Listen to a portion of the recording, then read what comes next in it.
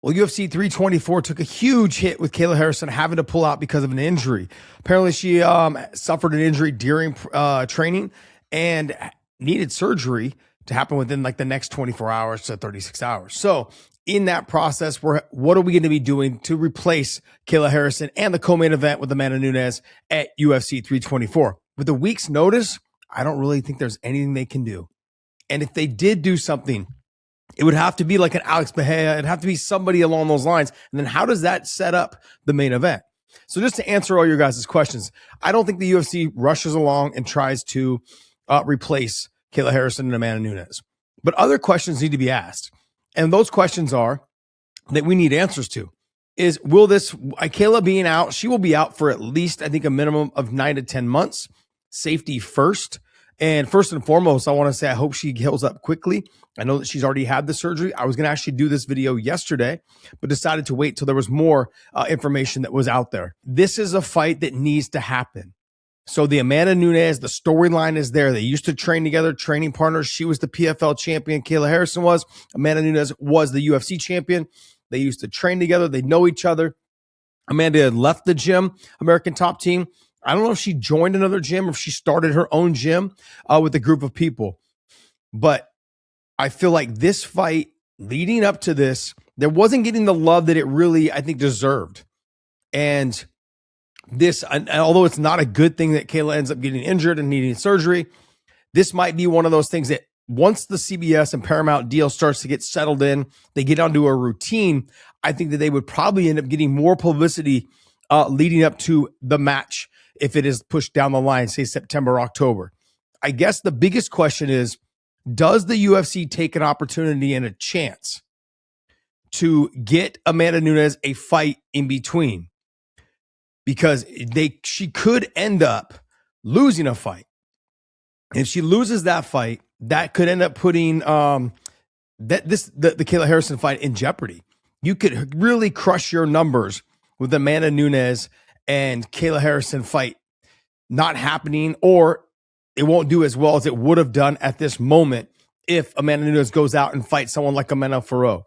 Like if she fights anybody else and ends up having a tough fight or not such a great performance, the mystique and the aura of Amanda coming back is leaving when she was the champion, really no one for her to fight anymore, and now coming back to fight the new challenger who happens to be a former teammate at American Top Team. There's a lot to be sold there. The UFC can market that, push that, do a 24/7 on it, whatever it is. There's so much that they can do from a promoter standpoint. They can put their promoter hat on, put their PR team behind it, and they can really run with it. Right now, do they take that chance? That's a question, I guess, for fans, man. Drop us in the comments. Let us know. Does the UFC take a chance? And with Kayla being out because she is the champion, and the dust is not really settled underneath her, there's fighters that are there, but none of them are really ready to fight Kayla Harrison. And are they really ready to fight Amanda Nunes? And does the UFC take an opportunity, do they take a chance in losing that fight?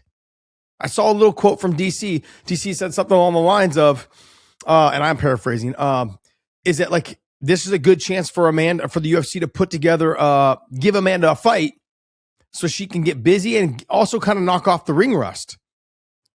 And I would agree with him in that situation. I would agree it's a great opportunity for Amanda to get in there and kind of get used to the fight speed again. Because one thing you can't do is you can't mimic fight speed inside the gym.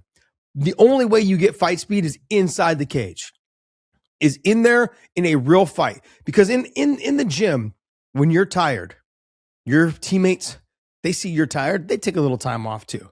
They rest for a second, they get their breath. But in a fight, when the opponent sees you're tired, they push forward, no matter how tired they are. And then when you see that they're tired, you push forward. So there's nothing that Amanda Nunes can do inside that gym that will mimic fight speed except take a fight. But she understands, I think Amanda understands, this is a huge fight. This is probably one of the more, this is probably one of the biggest fights in terms of for her to make money. And does she take a chance and potentially lose this fight if she loses? And that's a question, I think, for her. That's a question for the UFC. Do they take their chances with that? And I saw a bunch of people saying, oh, well, Kayla can come back and they can fight at the White House. Kayla will not be back for the White House. Kayla will be out for at least 10 months. If you see her back, it probably won't be till, I think, October, November, December.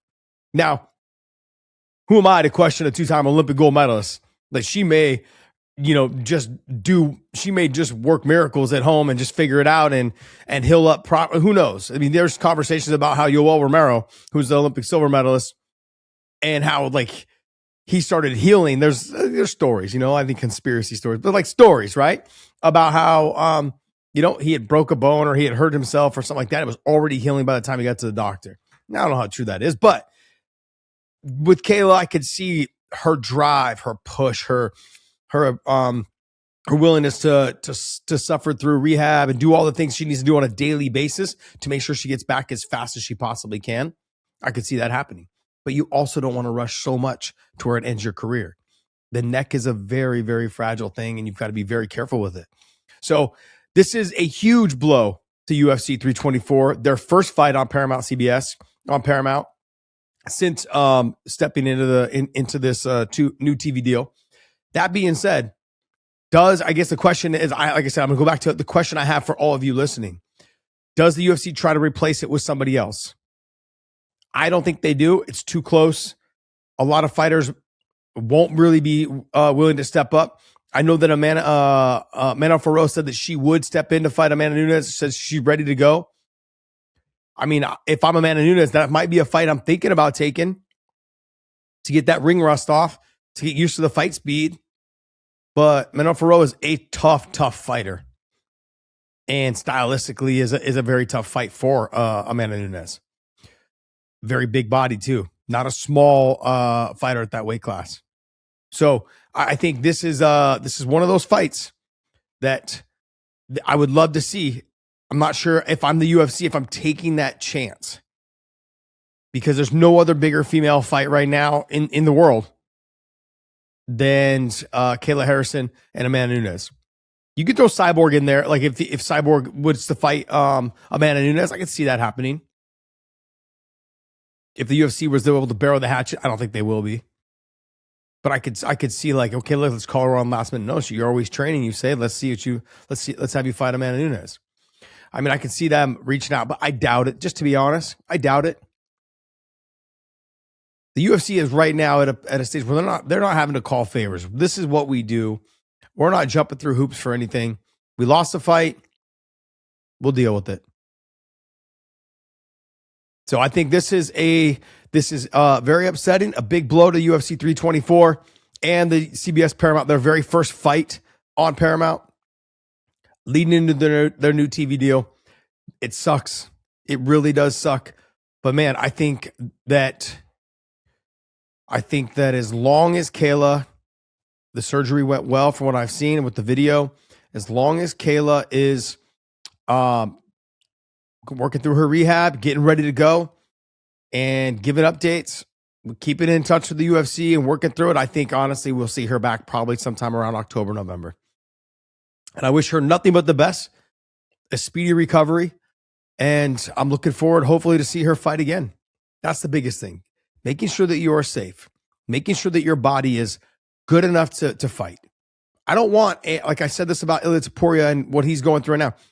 I don't want a slap together Kayla Harrison. I don't want one like a rushed in. I want her to be 100%. This is a huge fight. I want her to be at her best. I think the fans deserve it. I think she deserves it. She 100% deserves to be at her best and fight Amanda Nunes at her best.